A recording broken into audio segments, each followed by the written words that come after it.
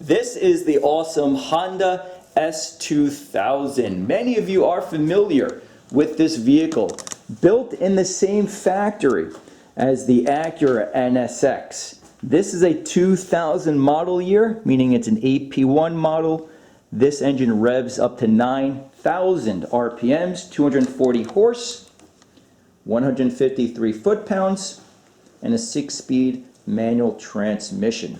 Now, beside the immediate damage we have here to the fenders and to the front bumper, as well as some mechanical work that needs to be done to the engine, I thought it would be fun just to share with you what we have here.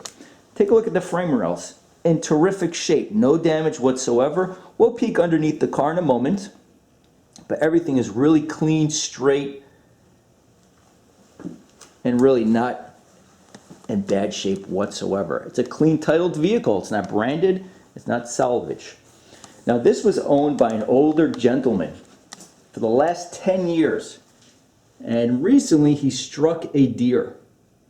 And when he struck the deer, he did not have the right insurance coverage. He ran just liability on the policy, meaning he did not have the right coverage that the insurance will pay to repair the body damage.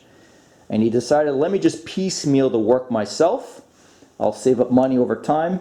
And as he was doing the body work, he decided, let me change the gasket for the valve cover.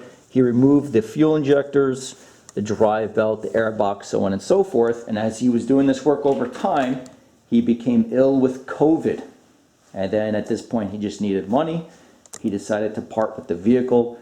And I bought the car for $5,000, which is inexpensive for an S2000, but again, the body parts are very expensive, and I'm not a body guy, so that's something I certainly have to pay someone. But I can certainly get this up and running again. He kept all of the parts, everything is labeled, so I think we'll be okay there. Let me show you the interior. I did remove the seats because I'm having the seat belts redone in red. So they live up here, and then the belt comes down here, attaches to the bottom. So once that comes back, they already are shipped out. So once they come back, we'll clean up the interior, clean up the center console. It's a little bit chipped, so I may rewrap it. Wrap up the steering wheel. Nice, cool push-button start. Very, very small cockpit. Now, the other thing that's really great with this car, it has the VIN number on both doors. It has the VIN on the trunk, the rear bumper. The reason why this is important is because it tells me that these are the factory original parts. Certainly it has not been resprayed, without a doubt, but as you can see, it's a very clean and honest vehicle. Now, the only thing I've done at this point is I got the vehicle into the garage, place it on jack stands. And what I did notice, right here again is where the drive belt lives. This is the auto tensioner. This places the right amount of tension on the drive belt. And we have a pulley here, and you can hear the bearing is shot. So that needs to be replaced. Same with the idler. It's a little scratchy. Everything else seems okay. The alternator pulley, that's the AC compressor down there. This is the water pump. The valves do need to be adjusted. I'll do that in a separate episode. I did take a quick look at the timing chain tensioner. This is a well-known fault on these vehicles when you hit high miles. This doesn't leak. The cylinder head is not scratched up, and there's no markings on the chain, which tells me this was replaced, but we may tackle that anyway. But the main thing I want to look at today are really two things. Number one are the fuel injectors. Number two are the coil packs. Now take a look at these fuel injectors. They're absolutely disgusting. They're all crudted up. This last one here on the left seems to be relatively new. Now, if you don't know where these live, they are right here. Okay, so 1, 2, 3, and 4. But I want to see if they are still in good condition. To do that, I'm going to use a digital multimeter. Now, testing the injectors are really, really simple. A good injector, for the most part, will generate 10 to 15 ohms, really even 12 to 15 ohms. And all that I have here are alligator clips. I'm placing one on the end. You don't have to use these clips. It just makes it easier for me to do these films, to be perfectly honest. So that's just going to one lead. Every multimeter has two leads, a black and a red lead. And all that you're doing is taking one lead, touching the left prong, and taking the other lead and touching the right prong. Okay? I'll place this on ohms. Place this here, and let's see what we have. Just watch the meter. And we have 15 ohms. Perfect. So this is a working injector. So I just have to order a O-ring and grommet kit. They're like $4 for each one, each injector. So this is something you can simply do.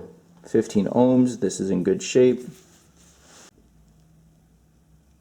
15 ohms, awesome. And then one more. 15 ohms. So these are all in working condition, which is great. I just need to replace the O-rings and the grommets. Again, inexpensive, $4 for each injector, so that will do. Let's take a look at the coil packs. The coil packs are interesting. This is the #1 cylinder.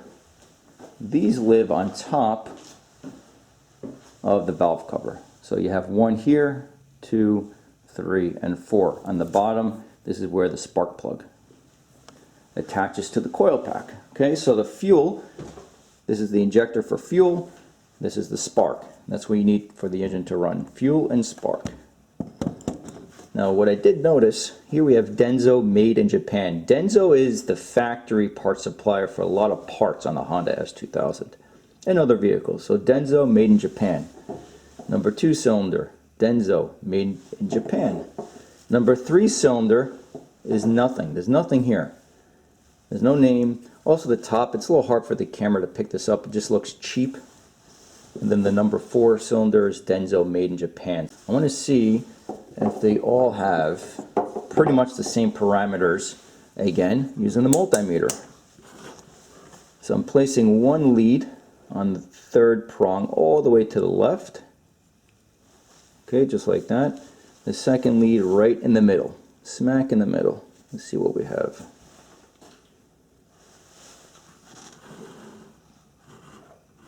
Sorry about that glare, there we go. So 1.2 kilo ohms in #1 and then #3. Let's see what we have. 1.2 and 48 kilo ohms. Okay, so that's the Denso cylinder #1. Denso cylinder #2 again. So the first reading we had was 1.2. Let's see what this is.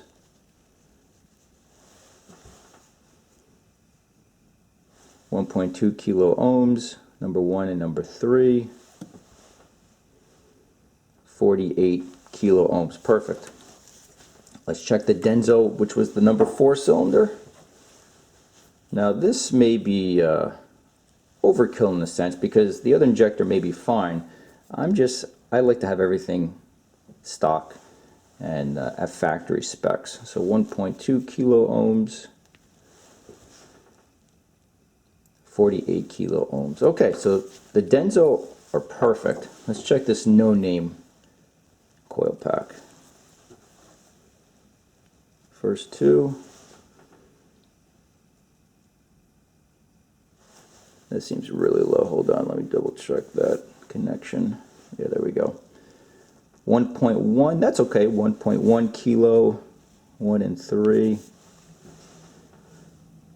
We have 6 kilo ohms. 6 compared to 48 on the other ones. So this I'm going to replace with a Denso. Now that's just too low.